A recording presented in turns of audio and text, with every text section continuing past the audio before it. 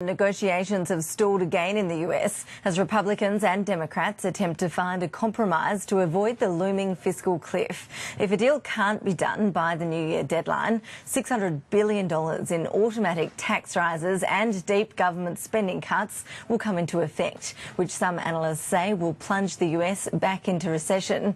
For more now, we're joined by Adam Lockyer from the United States Studies Centre. Adam, thank you for joining us. Why have negotiations stalled again as this deadline looms? So after the re-election of Barack Obama back in November, hopes were high that they would be able to come with some grand bargain to avoid the fiscal cliff. Now, hope started to fade about 2 weeks ago, and we started to look at more of a band-aid solution to the fiscal cliff, but even that now looks out of reach. Now, the leadership tends to be closer, both the Republican leadership and the Democratic leadership tend to be closer to each other than they are to their own parties right now. So it's not just trying to find agreement with leadership, but also something that their parties can stomach. Adam, what sort of flow-on effects might we see here in Australia and around the world if a deal isn't brokered in time? Yes, so the US economy is still very fragile coming out of the last recession. We have a few positive signs.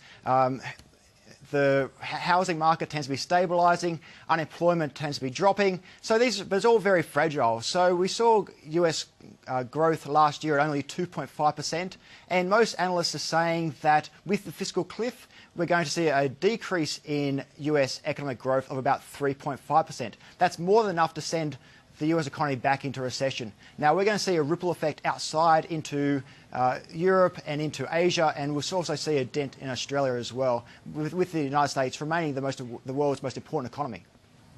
So politically it would be hugely significant, wouldn't it, if Barack Obama is able to come up with some sort of last-minute deal? That would be a big win if he could pull it off. It looks to be out of reach at this stage, but that's what Barack Obama is trying to do. So he wants to play hardball now because he's got all the political leverage. He wants to get this issue out of the way so he can turn to more important issues, how he sees it, for the next 4 years. So he can turn to immigration, he can turn to